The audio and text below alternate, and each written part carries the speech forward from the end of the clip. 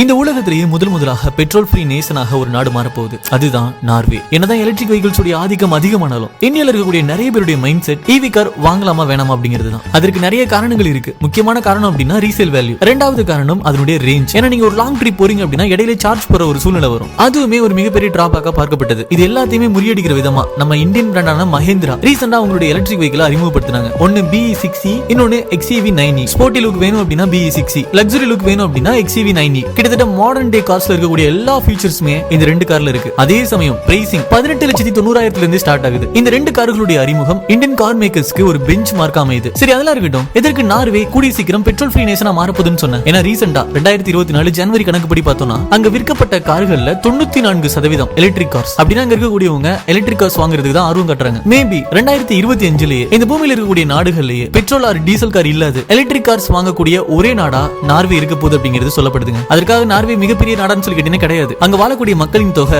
1 கோடிக்கும் கீழே. 2023 கணக்கெடுப்புப்படி 55,02,000 பேர் தான் வசிக்கிறாங்க. சரி, அதெல்லாம் ஒரு பக்கெட் இருக்கட்டும். பெட்ரோல் டீசல் கார் நல்லதா இல்ல எலக்ட்ரிக் கார் நல்லதா? கமெண்ட்ல மென்ஷன் பண்ணுங்க.